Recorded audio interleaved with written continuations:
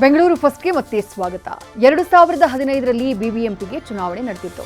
ಅದರ ಅವಧಿ 2020ರಲ್ಲೇ ಮುಗಿದ್ರು 6 ವರ್ಷ ಕಳೆದ್ರೂ ಚುನಾವಣೆ ಮಾತ್ರ ನಡೆದಿರಲಿಲ್ಲ. ಈಗ ಫೈನಲಿ ಜಿಬಿಎ ಆಗಿ ಬದಲಾದ ಮೇಲೆ ಸದ್ಯದಲ್ಲೇ ಚುನಾವಣೆ ಘೋಷಣೆಯಾಗುವಂತಹ ನಿರೀಕ್ಷೆ ಇದೆ. ಈ ಮಧ್ಯೆ ಇಷ್ಟು ದಿನ ಸ್ಲೋ ಮೋಷನ್ನಲ್ಲಿದ್ದಂತಹ ಸರ್ಕಾರಕ್ಕೆ ಈಗ ಫ್ಲೈಓವರ್ಗಳ ನೆನಪಾದ ಹಾಗೆ ಕಾಣಿಸ್ತಾ ಇದೆ.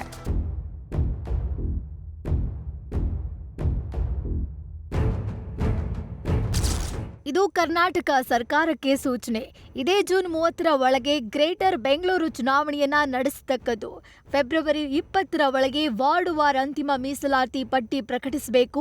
ಗ್ರೇಟರ್ ಬೆಂಗಳೂರು ಅಥಾರಿಟಿಗೆ ಚುನಾವಣೆ ನಡೆಸಲು ಮತ್ತೆ ಯಾವುದೇ ಕಾಲಾವಕಾಶ ವಿಸ್ತರಣೆ ನೀಡಲ್ಲ, ಮತ್ತೆ ಡೆಡ್ಲೈನ್ ಕೊಡಲ್ಲ ಅಂತ ಸುಪ್ರೀಂ ಕೋರ್ಟ್ ಆದೇಶಿಸಿತು.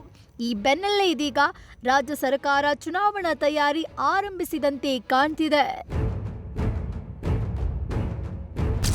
ಜಿಬಿಎ ಚುನಾವಣೆ ಎಫೆಕ್ಟ್, ನಗರದಲ್ಲಿ ತಲೆ ಎತ್ತಲಿವೆ ಫ್ಲೈಓವರ್ಸ್.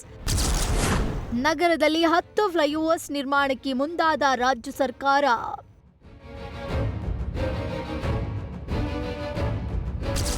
ಜೂನ್ ಒಳಗೆ ಚುನಾವಣೆ ನಡೆಸಲು ಸುಪ್ರೀಂ ಕೋರ್ಟ್ ಡೆಡ್ಲೈನ್ ಕೊಟ್ಟಿತ್ತು.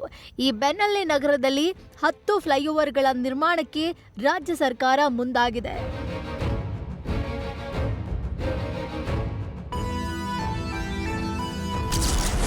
ಬೆಂಗಳೂರಿನಲ್ಲಿ ಅತಿ ಹೆಚ್ಚು ಟ್ರಾಫಿಕ್ ಜಾಮ್ ಆಗ್ತಿರುವ ರಸ್ತೆಗಳಲ್ಲಿ ಫ್ಲೈಓವರ್ಗಳ ನಿರ್ಮಾಣಕ್ಕೆ ಸರ್ಕಾರ ಚಿಂತನೆ ನಡೆಸಿದೆ. ಇದಕ್ಕಾಗಿ ಬೆಂಗಳೂರು ಸ್ಮಾರ್ಟ್ ಇನ್ಫ್ರಾಸ್ಟ್ರಕ್ಚರ್ ಲಿಮಿಟೆಡ್ನಿಂದ ತಂಡ ರಚನೆಯಾಗಿದೆ. ಪ್ರತಿ ಯೋಜನೆಯ ಮೇಲ್ವಿಚಾರಣೆಗೆ ಇಂಜಿನಿಯರ್ಗಳನ್ನ ಸರ್ಕಾರ ನಿಯೋಜಿಸಿದೆ. ಈ ತಂಡವು ಪರಿಶೀಲನೆ ಮಾಡಿ ರಾಜ್ಯ ಸರ್ಕಾರಕ್ಕೆ ವರದಿ ಸಲ್ಲಿಕೆ ಮಾಡಲಿದೆ. ಇನ್ನು ರಾಜ್ಯ ಸರ್ಕಾರ 2026-27ನೇ ಸಾಲಿನ ಬಜೆಟ್ನಲ್ಲಿ 10 ಫ್ಲೈಓವರ್ ಯೋಜನೆ ಬಗ್ಗೆ ಘೋಷಣೆ ಮಾಡುವ ಸಾಧ್ಯತೆ ಇದೆ. ಇನ್ನು ಈ 10 ಫ್ಲೈಓವರ್ಗಳನ್ನು 3 ವರ್ಗಗಳಾಗಿ ವಿಭಜನೆ ಮಾಡಿದ್ದು 3 ಪ್ಯಾಕೇಜ್ಗಳಲ್ಲಿ ಟೆಂಡರ್ ನೀಡುವ ಬಗ್ಗೆ ಚಿಂತನೆ ನಡೆದಿದೆ.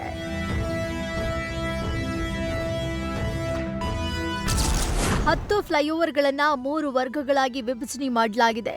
5 ಕಿಲೋಮೀಟರ್ವರೆಗೆ, 5 ಕಿಲೋಮೀಟರ್ನಿಂದ 10 ಕಿಲೋಮೀಟರ್ವರೆಗೆ ಮತ್ತು 10 ಕಿಲೋಮೀಟರ್ಗಿಂತ ಉದ್ದದ ಫ್ಲೈಓವರ್ ಅಂತ 3 ಪ್ಯಾಕೇಜ್ಗಳಲ್ಲಿ ಟೆಂಡರ್ ನೀಡುವ ಬಗ್ಗೆ ಚಿಂತನೆ ನಡೆದಿದೆ.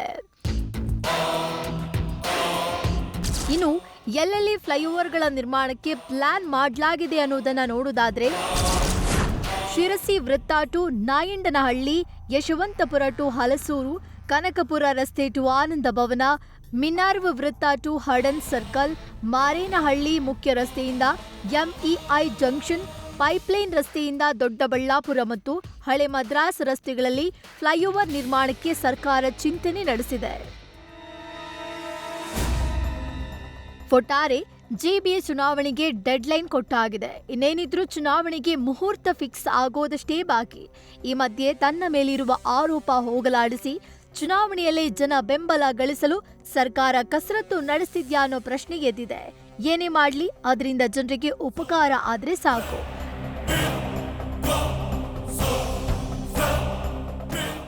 Raghupal, news first, Bengaluru.